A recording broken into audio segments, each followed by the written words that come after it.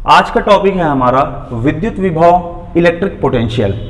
पिछले क्लास तक में हमने विद्युत क्षेत्र, उसके प्रभाव, विद्युत क्षेत्र की प्रकृति के ऊपर स्टडी किया था, पढ़ाई किया था। आज का जो टॉपिक है वो है विद्युत विभव। हम सीधे अपने पॉइंट पर आते हैं कि विद्युत विभव है क्या।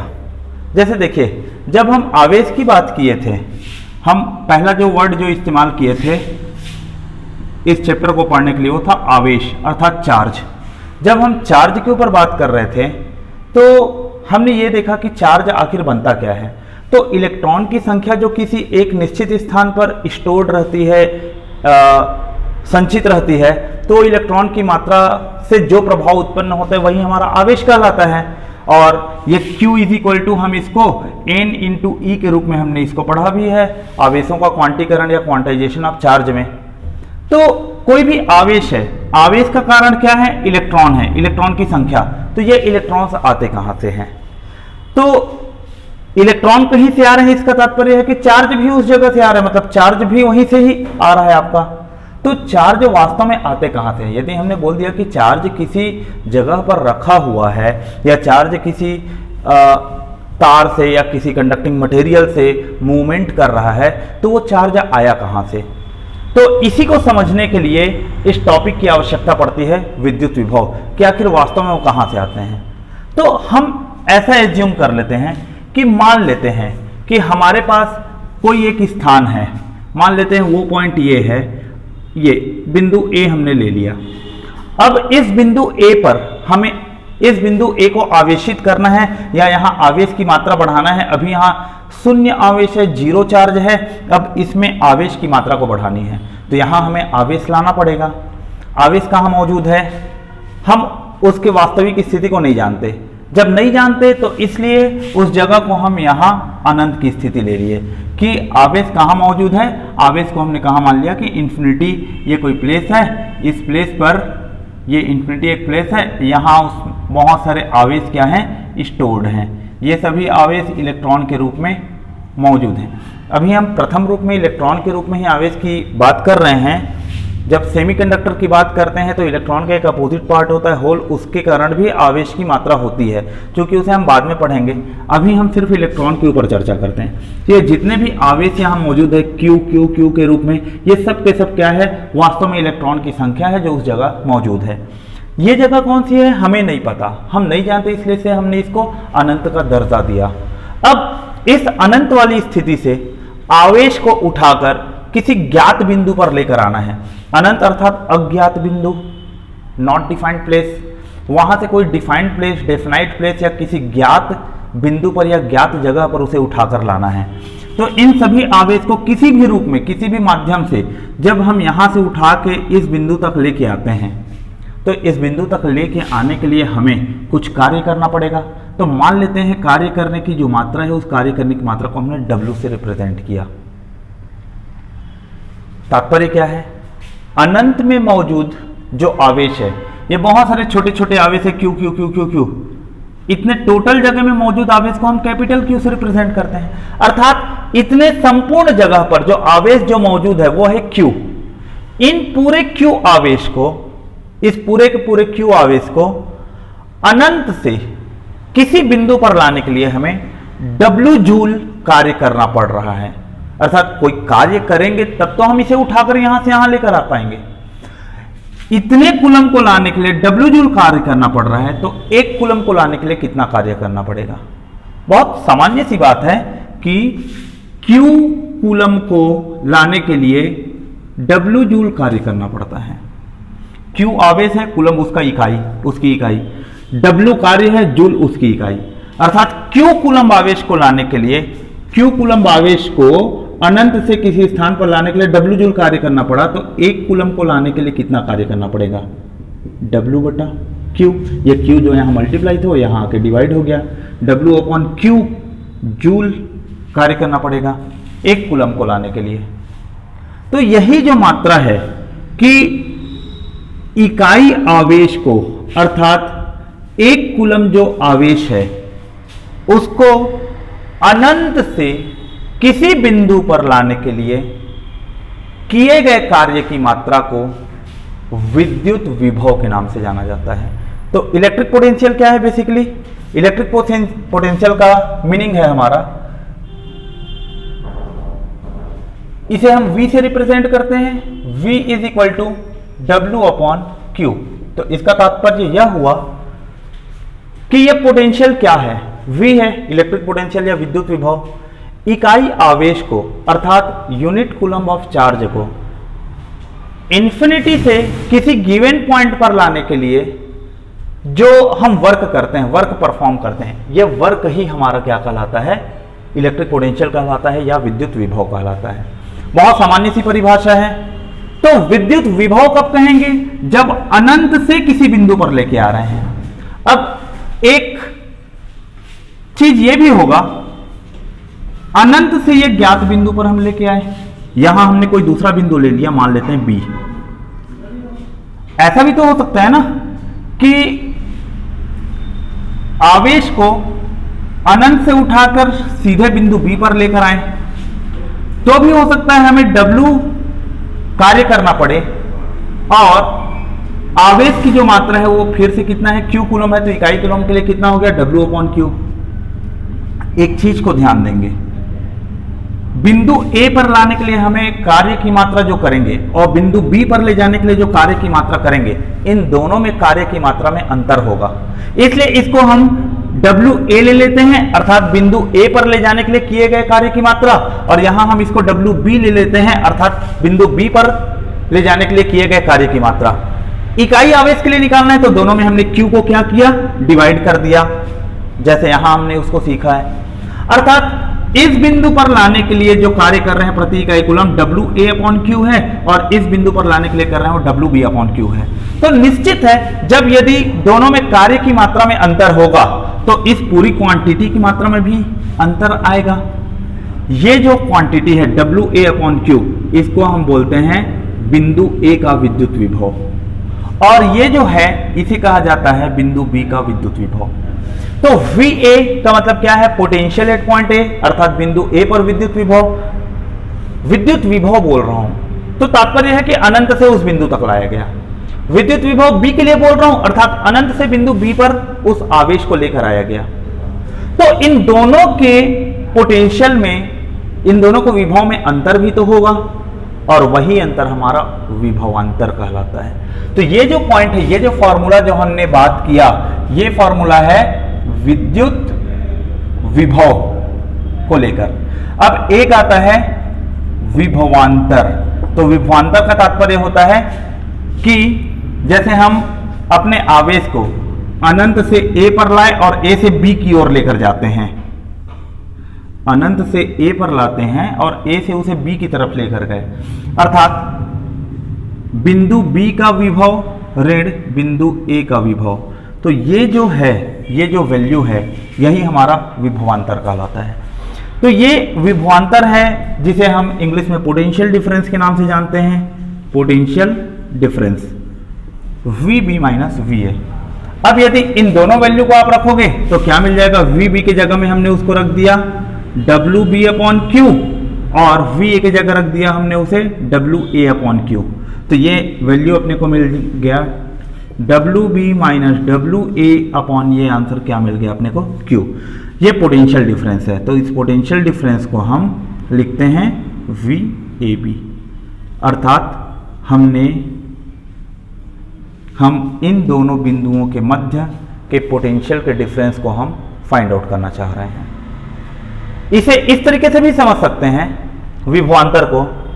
विभव का तात्पर्य था अनंत से एक बिंदु पर लाने के लिए किया गया कार्य, और विभवांतर का तात्पर्य है एक ज्ञात बिंदु से दूसरे ज्ञात बिंदु तक ले जाने में किया गया कार्य। दोनों में अंतर है। विभव की बात करते हैं, जब हम विभव की चर्चा करते हैं तो अनंत से किसी ज्ञात बिंदु की बात करते हैं, मगर जब विभवांतर की बात करते हैं तो एक ज्ञात बिंदु से दूसरे ज्ञात बिंदु की बात करते हैं। इन बातों को अपने, इसे हमें बहुत ही महत्वपूर्ण या सूक्ष्म रूप से ध्यान देना है। अनंत से एक ज्ञात बिंदु तक लेके जा रहे हैं, यह सामान्य विभव कहलाता है, मगर एक ज्ञात बिंदु से दूसरे ज्ञात बिंदु तक आवेश को लेकर जाते हैं तब यह विभवांतर कहलाता है। तो इस प्रकार से हमारे पास दो सूत्र मिलते हैं, दोनों सूत्र की प्रकृति एक ही है। अंतर सिर्फ इस बात को लेकर है कि किसे हम अनंत से ला रहे हैं और किसे हम एक बिंदु से दूसरे ज्ञात बिंदु तक लेकर जा रहे हैं। तो जो फॉर्मूला मिला v is equal to W upon Q, या v दो बिंदुओं के बीच की बात करते हैं तो W B minus W A upon Q, इस तरीके से, या इसको हम लिखते हैं V B minus V A, इस तरीके से। यह विद्युत विभव का सूत्र है, यह विद्युत विभवांतर का सूत्र है। प्रश्न दोनों रूप से आता है, सामान्य विभव के तरीके से भी प्रश्न पूछा जाता है एवं विभवांतर के रूप में भी प्रश्न पूछा जाता है। अभी हम आगे इसके न्यूमेरिकल्स देखेंगे एक दो उसे लेकर। तो ये तो विद्युत विभव का कॉन्सेप्ट हुआ, पोटेंशियल का अर्थ हुआ। तो पोटेंशियल का सामान्य मीनिंग है, सामान्य अर्थ है कि किसी भी स्थान पर कितने आवेश की मात्रा है और उस आवेश को लाने में कितना कार्य किया गया है, वही उस स्थान के विभव को बताता है। यह बहुत ही छोटा सा कॉन्सेप्ट है समझने के लिए। अब हम आते हैं इसके एसआई यूनिट पर। एसआई यूनिट अर्थात इसकी इकाई क्या है विभवांतर के, तो इसका यूनिट होता है वोल्ट। देखिए ध्यान देंगे, वोल्ट एक अलग यूनिट है और वाट एक अलग इकाई है। सामान्यतः चालू भाषा में वोल्ट और वाट को लोग एक ही संदर्भ में इस्तेमाल कर लेते हैं, जो कि प्रत्यक्ष रूप से गलत है। हमें ऐसा नहीं करना है। यदि विज्ञान के विद्यार्थी हैं और पढ़ाई कर रहे हैं तो हमें ध्यान होना चाहिए कि वोल्ट क्या है और वाट क्या है। वाट जो है ये शक्ति का मात्रक है, पावर, जबकि वोल्ट की हम बात करते हैं तो यह विद्युत विभव का मात्रक, इलेक्ट्रिक पोटेंशियल का यूनिट है। तो एक वोल्ट को भी हम V से ही रिप्रेजेंट करते हैं और पोटेंशियल को भी V से रिप्रेजेंट करते हैं, तो इसमें कंफ्यूज ना होना। V मींस पोटेंशियल और V वोल्ट का भी साइन है। तो 1 वोल्ट आप विद्युत विभव कब कहेंगे, जब 1 जूल कार्य करना पड़ा 1 कूलम्ब आवेश को अनंत से एक ज्ञात बिंदु तक लाने में। देखिए ये बहुत छोटी सी बात है। जूल पर कूलम्ब को ही वोल्ट कहा जाता है।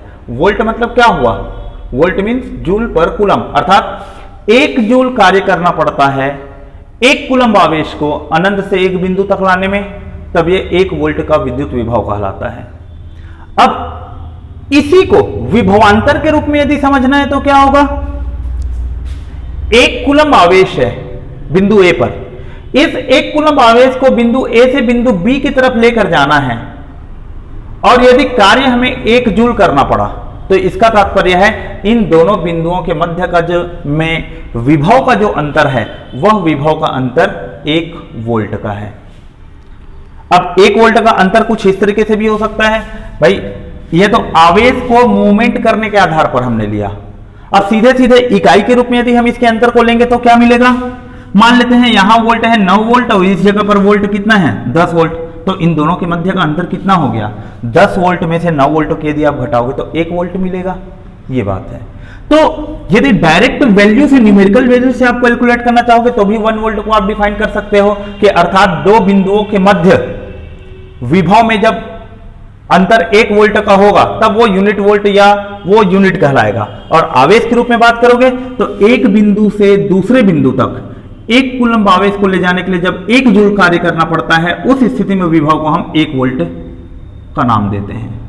तो यह भी प्रश्न पूछा जाता है जूल पर कूलम्ब किसका मात्रक है, तो जूल पर कूलम्ब किसे कहा जाता है, वोल्ट को कहा जाता है। प्रश्न आते हैं ऐसे, प्रश्न काफी सारे ऐसे पूछे जाते हैं। जैसे देखिए इसी प्रकार से और कैसे प्रश्न पूछा जा सकता है, हमने अभी इलेक्ट्रिक फील्ड को क्या पढ़ा था, फोर्स अपॉन चार्ज पढ़ा था, F अपॉन क्यू। तो न्यूटन पर कूलम्ब किसका मात्रक है, विद्युत क्षेत्र का मात्रक है। बिल्कुल इसी प्रकार से इकाई के हिसाब से भी प्रश्न पूछे जा सकते हैं। तो हमें अपना फंडामेंटल क्लियर रखना है, जिसके आधार पर यदि इकाई से भी संबंधित कोई प्रश्न आए तो हम उन प्रश्नों को बहुत आसानी से बना सकें। तो ये तो विद्युत विभव या विद्युत विभवांतर का एक बेसिक सा कॉन्सेप्ट था, मगर अब इसी कॉन्सेप्ट को हम थोड़ा सा और डील करते हैं। और डील करते हुए जब हम आगे बढ़ते हैं तो हमें विद्युत क्षेत्र और विद्युत विभव के मध्य संबंध भी स्थापित करने होते हैं। और इनके ऊपर पीएससी मेंस में लास्ट ईयर एक क्वेश्चन आ चुका है, ई और वी के मध्य जो संबंध है उसके ऊपर। तो अगला जो टॉपिक है वह टॉपिक है हमारा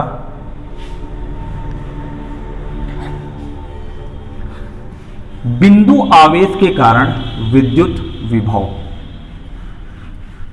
बहुत छोटा सा है, हम फॉर्मूला भी डिराइव करते हैं। इस फॉर्मूले का व्युत्पन्न करना दो तरीके से है, जिनमें से एक तरीका है कैलकुलस अर्थात डिफरेंशिएशन इंटीग्रेशन का प्रयोग करके, और एक तरीका है, चूंकि डिफरेंशिएशन इंटीग्रेशन हमारे 10वीं कक्षा तक के सिलेबस में उपयोग नहीं होता, तो इसलिए हम उस पद्धति का प्रयोग ना करके हम सामान्य नॉर्मल जो अपना एल्जेब्रिक मेथड है उसका प्रयोग करके हम इसके फॉर्मूला को उत्पन्न करेंगे।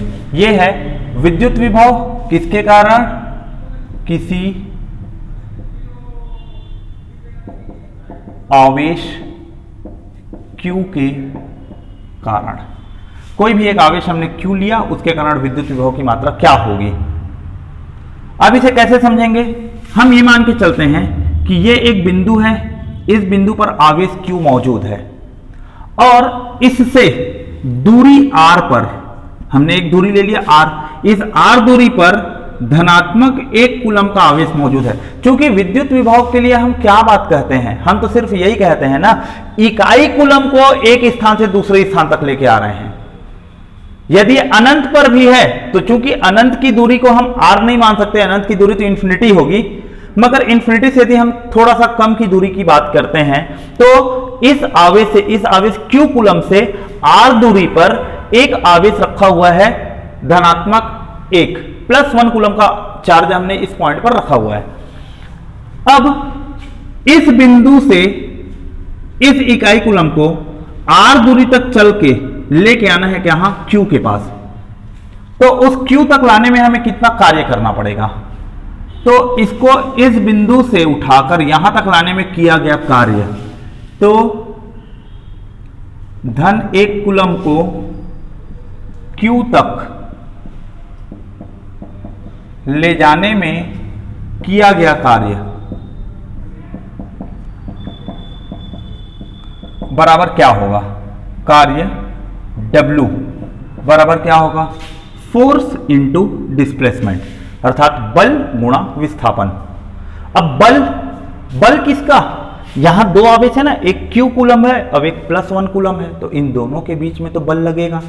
और उस बल के लिए हम कौन सा सूत्र प्रयोग करेंगे, जो पिछले क्लास में हमने पढ़ा हुआ था कूलम्स लॉ, तो कूलम्स लॉ का सूत्र उपयोग करेंगे। तो कूलम्स लॉ के अकॉर्डिंग दो आवेश के मध्य बल क्या होता है, 1/4πε0 Q coulomb into 1 coulomb upon इन दोनों के बीच का दूरी का वर्ग R²। ये बल के लिए हो गया, गुणा डिस्प्लेसमेंट, इन दोनों के मध्य की दूरी कितनी है R, तो इन दोनों के मध्य की दूरी हो गई R, इस तरीके से। अब ये R और एक R कट गया तो हमें कार्य की मात्रा कितनी मिल गई, 1/4πε0 इंटू Q/R। क्योंकि यह जो कार्य है किसके लिए किया गया, इकाई कूलम को इस जगह पर लाने के लिए किया गया है। ये देखिए ना, +1 कूलम को Q तक ले जाने में किया गया कार्य, तो इकाई कूलम के लिए जो कार्य करते हैं उस कार्य को हम W/+1 कूलम कर सकते हैं, इसमें तो कोई अंतर नहीं है भाई, इकाई कूलम को ले जाने में किया गया कार्य है ना। तो इकाई कूलम के लिए जो किया गया जो कार्य है उसे हम किस रूप में निरूपित करते हैं, वोल्ट V या पोटेंशियल V के रूप में। तो एक बिंदु आवेश Q के कारण किसी बिंदु पर कितना विभव है, उस विभव की मात्रा हमने कैसे निकाल लिया, उस विभव की मात्रा इस सूत्र से हम निकालते हैं, V बराबर 1/4πε0 गुणा Q/R। ये बहुत ही छोटा सा प्रश्न, बहुत ही छोटा सा ये व्युत्पत्ति है। सिंपल सा मैटर यहां किया गया है केवल कि इकाई कूलम को एक स्थान से दूसरे स्थान तक ले जाने में कितना कार्य कर रहे हैं। तो इकाई कूलम के लिए किया गया कार्य ऑटोमेटिकली V होता है, या इसको हमने W/1 लिख दिया तो कोई अंतर नहीं है। और W का सूत्र क्या होता है, F × D। यदि F × D यहां यदि आपने +1 कूलम यदि लिख दिया तो यहां 1 से डिवाइड करोगे भी तो आंसर में कोई इफेक्ट नहीं पड़ेगा। तो ये इस तरीके से ये सूत्र मिला। तो बिंदु आवेश के कारण जो V का वैल्यू मिलता है बिंदु आवेश के कारण V बराबर बिंदु आवेश, इसे हम Q लिख लेते हैं, Q कूलम। तो V का फॉर्मूला क्या मिल गया, 1/4πε0 इंटू Q/R। ये हमें एक वैल्यू मिला और इसे समीकरण 1 मैंने दे दिया, बिंदु आवेश के कारण ये है। अब इसी में हम थोड़ा सा आगे बढ़ते हैं और अगला जो बात है आप लिखेंगे E और V के मध्य संबंध, अर्थात विद्युत क्षेत्र एवं विद्युत विभव के मध्य संबंध क्या होगा। तो विद्युत क्षेत्र और विद्युत विभव के मध्य संबंध को हम कैसे समझेंगे, तो उसे पुनः विद्युत क्षेत्र के, अब ये जो पॉइंट है ये विद्युत विभव तो था, अभी मैं थोड़ा सा विद्युत क्षेत्र के ऊपर बात कर रहा हूं क्योंकि इन दोनों के मध्य संबंध निकालना है। अब ये यदि हम इलेक्ट्रिक फील्ड या विद्युत क्षेत्र की बात करते हैं तो विद्युत क्षेत्र क्या होता है, E इज इक्वल टू होता है F/Q, यह मान होता है, अर्थात इकाई आवेश पर लगने वाला बल। इसका तात्पर्य है कि यहां भी ये +1 कूलम नहीं है, अभी ये मान लेते हैं कि कोई एक कूलम Q है और यहां जो कूलम है वो +Q है। तो देखिए इसके इकाई आवेश पर लगने वाला बल, तो F/q लिया। हमने पहले ही इसको इकाई कूलम लिया था, मगर जब विद्युत क्षेत्र की बात करते हैं तो यह Q कूलम इस छोटे Q कूलम के ऊपर कितना बल लगा रहा है, तो वो कूलम्स लॉ से निकला। मगर जब यह पूरा जो मात्रा है ये Q कूलम इस छोटे Q कूलम के एक कूलम पर कितना बल लगाता है, वो विद्युत क्षेत्र है। इकाई कूलम के ऊपर किया गया कार्य विभव होता है, मगर इकाई कूलम के ऊपर लगाया गया बल विद्युत क्षेत्र होता है। दोनों में बात को ध्यान रखना है। इकाई कूलम की अवधारणा दोनों में लागू होती है, मगर एक में लगाए गए बल की बात होती है और एक में किए गए कार्य की बात होती है। कार्य का संबंध विभव से है और बल का संबंध क्षेत्र से है। तो E is equal to F/Q है। इन दोनों के मध्य लगने वाला बल कितना हो गया, 1/4πε0 Q इंटू Q/R²। मगर ये कहां से हो रहा है, ये कूलम्स लॉ से आया, इंटू ये तो बल का मान हो गया। अब बल के साथ में क्या विभाजित किया गया है, Q को, तो इंटू 1/ हमने क्या किया, Q कर दिया। ये Q यहां विभाजित थे इसलिए Q को यहां मैंने विभाजित किया, डिवाइड किया है E के लिए।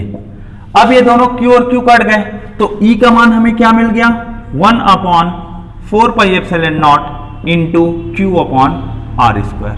इस तरीके से ये जो है सूत्र, ये एक बिंदु आवेश के कारण किसी स्थान पर r मीटर की दूरी पर विद्युत क्षेत्र की तीव्रता को रिप्रेजेंट करता है। तो ये हमारे लिए दूसरा फॉर्मूला है।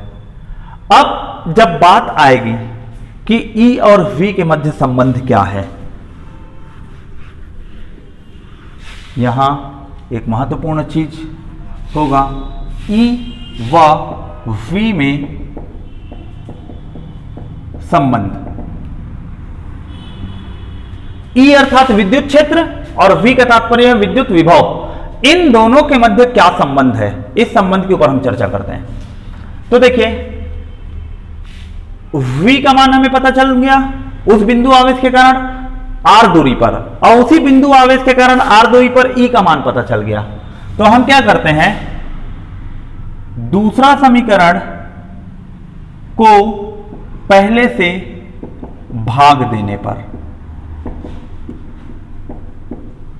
अर्थात समीकरण 2 है उसको समीकरण 1 से भाग दे देते हैं, क्या मिलेगा, समीकरण 2 है E और समीकरण 1 है V। समीकरण 2 है E और 1 है V। E/V करने पर E का मान क्या है, 1/4πε0 इंटू Q/R² और V का मान है 1/4πε0 इंटू Q/R। ये दोनों कैंसिल आउट हो गए, Q और Q कैंसिल आउट हो गए, एक R और एक R कैंसिल आउट हो गया, केवल ऊपर में 1/R बचा और इधर हमारे पास जो वैल्यू है वो क्या मिल गया, E/V is equal to 1/R। या इसी को ऐसे भी लिख सकते हैं, E इज इक्वल टू क्या लिखा जा सकता है, V/R। तो ये एक हमारे पास E और V के बीच में सूत्र हो गया कि विद्युत क्षेत्र बराबर विद्युत विभव बटा दूरी, अर्थात इकाई दूरी पर जो विद्युत विभव या विभवांतर का मान होता है वही विद्युत क्षेत्र है। बहुत सिंपल सी बात है, इकाई दूरी चूंकि आर को डिवाइड किया, इलेक्ट्रिक पोटेंशियल और potential difference in a unit distance is called electric field, ये चीज है। मगर जब आप इसको थोड़ा सा इलेबोरेट करके पढ़ते हैं तो हमें इसमें क्या पता चलता है कि ये जो वैल्यू है ये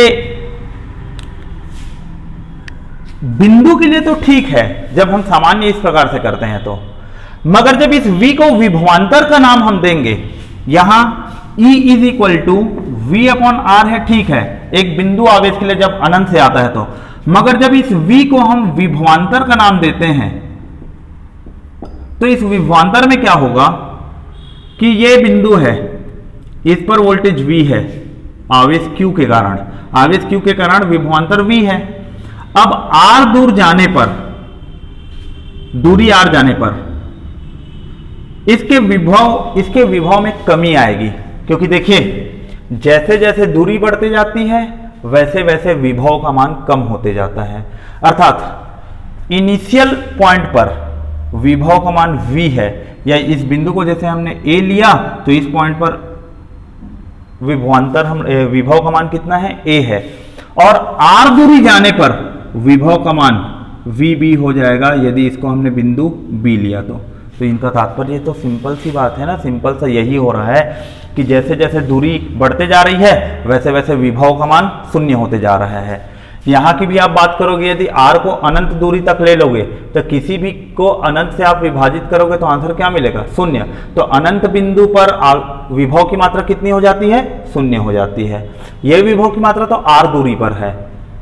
तो एक कॉमन कॉन्सेप्ट तो हमें मिला कि जैसे जैसे दूरी बढ़ते जाती है आवेश से वैसे वैसे विभव की मात्रा कम होते जाती है।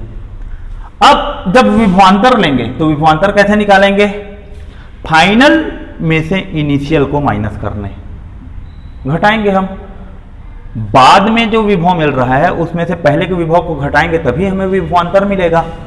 तो जब v को हम विभवांतर लेंगे, बाद का मान कम है और शुरुआती मान ज्यादा है, तो इन दोनों का जो माइनस होगा VB minus VA upon R is equal to भी क्या हुआ हम लोगों का, इलेक्ट्रिक फील्ड हुआ।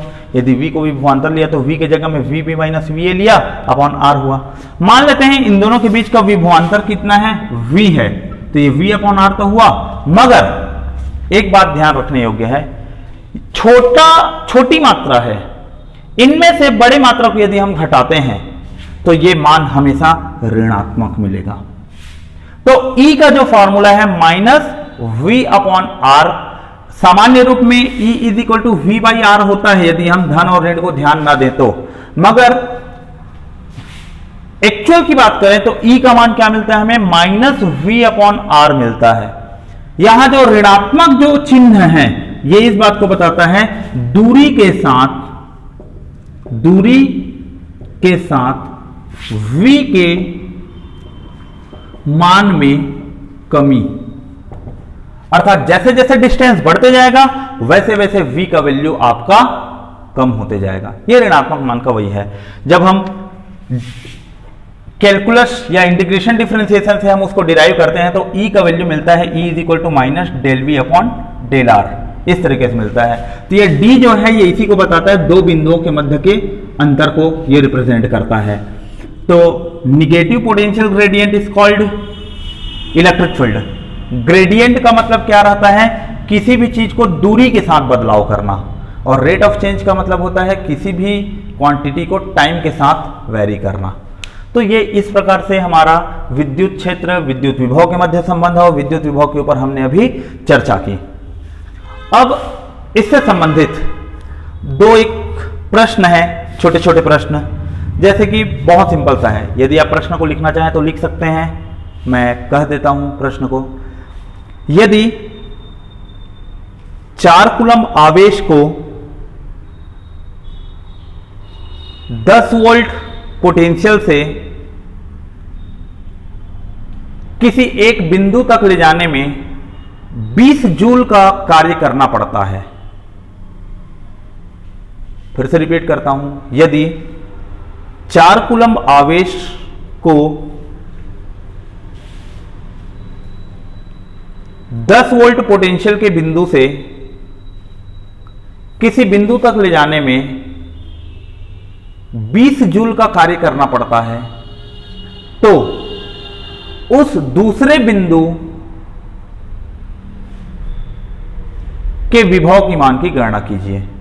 बहुत सिंपल सा प्रश्न है ये, बहुत ही इजी सा है, बहुत ही छोटा सा है।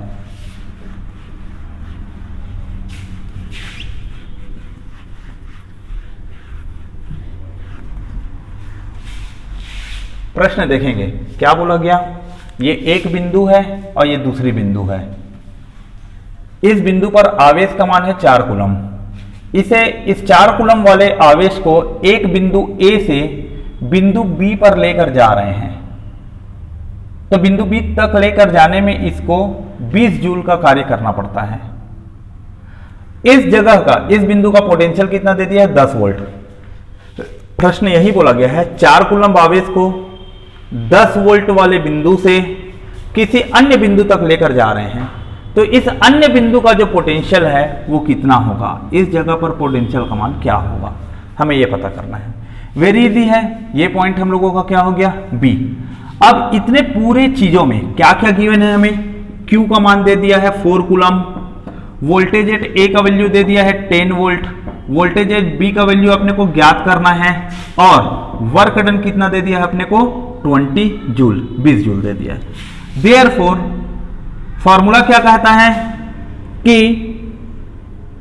VB minus VA upon Q करेंगे तो क्या मिलेगा हमें, या ऐसा VB माइनस VA करेंगे तो क्या मिलेगा, W अपॉन Q। इस तरीके से ये फॉर्मूला है।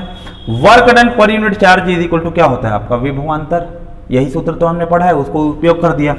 VB का वैल्यू अपने को पता करना है, VA का वैल्यू है 10 volt is equal to W दे दिया है अपने को 20 जूल, और Q का वैल्यू है 4 कूलम्ब।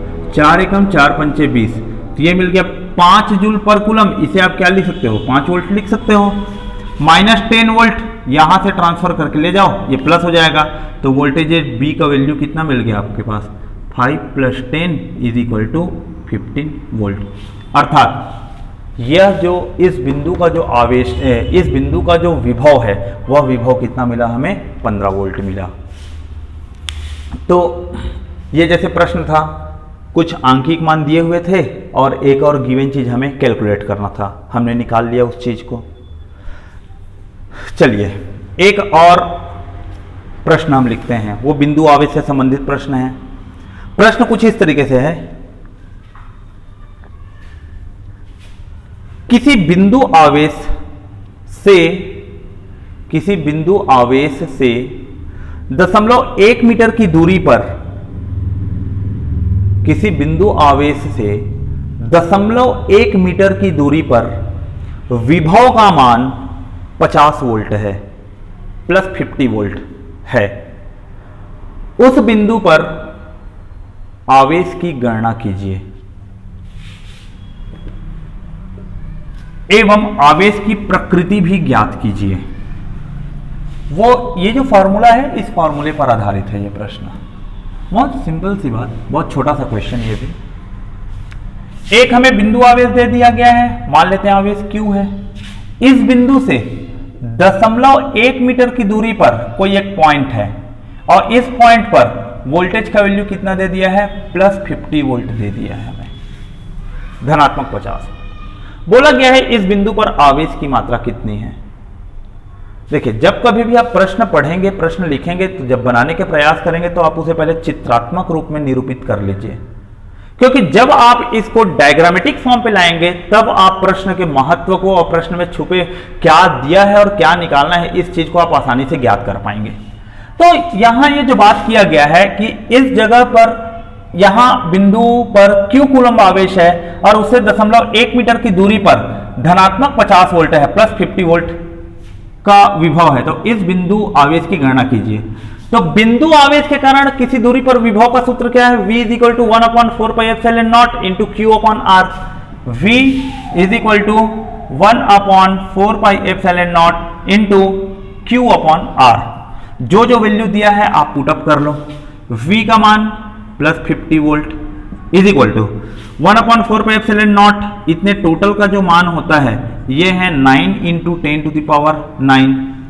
कूलम का मान अपने को ज्ञात करना है, तो Q और R का वैल्यू है 0.1 मीटर।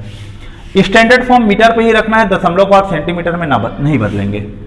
अब इसे सॉल्व करेंगे तो ये क्या मिल जाएगा हमें उत्तर, इतने पूरे मान को आप यहां लेकर आ जाइए और 0.1 को ऊपर ले जाकर मल्टीप्लाई कर दीजिए।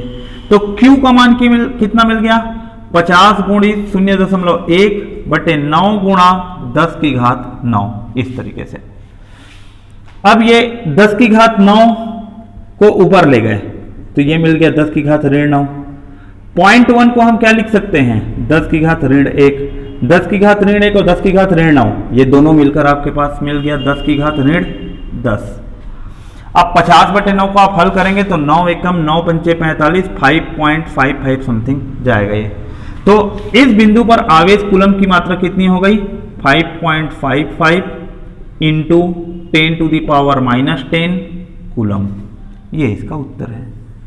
देखिए ऐसे ही छोटे छोटे प्रश्न पूछे जाते हैं और ऐसे ही छोटे छोटे प्रश्न आते हैं इस तरीके से। पिछले मेंस में जो क्वेश्चन पूछा गया था वो ये प्रश्न कंप्लीट हो चुका है। पिछले मेंस का प्रश्न है, प्रश्न में डिजिट में चेंजेस आ सकते हैं मगर मैं जो बोलूंगा, मगर प्रश्न की प्रकृति समान है। प्रश्न कुछ इस प्रकार से था कि किसी स्थान का विभव 20 वोल्ट है, 5 मीटर दूरी पर विद्युत क्षेत्र की गणना कीजिए। यह प्रश्न इस प्रकार से था। हो सकता है न्यूमेरिकल डिजिट्स में कुछ अंतर हो मगर प्रश्न की प्रकृति बिल्कुल ऐसे ही है। किसी एक बिंदु पर दिए गए विभव का मान 20 वोल्ट है, 5 मीटर दूरी पर, अर्थात इस बिंदु से 5 मीटर की दूरी पर विद्युत क्षेत्र की गणना कीजिए। देखेंगे यह बिंदु है, इस बिंदु का विभव हमें 20 वोल्ट दे दिया है और बोला गया यहां से 5 मीटर की दूरी पर हम इस स्थान पर पहुंचते हैं, इस स्थान पर विद्युत क्षेत्र का मान क्या है। वेरी इजी है, V का वैल्यू दे दिया है आपको 20 वोल्ट, R का मान आपको दे दिया है 5 मीटर, इलेक्ट्रिक फील्ड का वैल्यू अपने को पता करना है। तो E का फॉर्मूला क्या होता है, V/R। तो V है 20 और ये है 5 वोल्ट अपॉन मीटर, तो ये आंसर कितना मिल गया, 4 वोल्ट पर मीटर। जब विभवांतर घटने की बात करते हैं तो यहां चिन्ह क्या लग जाएगा, ऋणात्मक, यहां भी चिन्ह क्या होगा, ऋणात्मक। तो इलेक्ट्रिक फील्ड का वैल्यू जो मिल रहा है -4 वोल्ट पर मीटर, इसका तात्पर्य है कि इस बिंदु से जैसे जैसे हम जाते जाएंगे प्रत्येक मीटर पर 4 वोल्ट का विभव क्या होते जाएगा, कम होते जाएगा। इसका तात्पर्य होता है। तो विद्युत क्षेत्र का एक इकाई तो था आपका इलेक्ट्रिक फील्ड का एक इकाई था न्यूटन पर कूलम और एक इकाई हमें मिल गया वोल्ट पर मीटर। तो ये इस प्रकार से भी प्रश्न आया हुआ था। इलेक्ट्रिक फील्ड और V का तात्पर्य यह होता है कि वोल्टेज पर मीटर में जैसे जैसे घटते जाता है वो घटने का दर ही विद्युत क्षेत्र कहलाता है। तो ये इस प्रकार से है। तो हमने मेंस में आए हुए प्रश्न के ऊपर भी ये भी चर्चा कर लिया, कुछ जो महत्वपूर्ण प्रश्न थे उनके ऊपर भी बात किया। तो ये विद्युत विभव की बात की हमने। अब विभवांतर के ऊपर भी चर्चा कर लिया। विद्युत विभव का टॉपिक विभवांतर, E और V में संबंध, ये हमारा समाप्त होता है।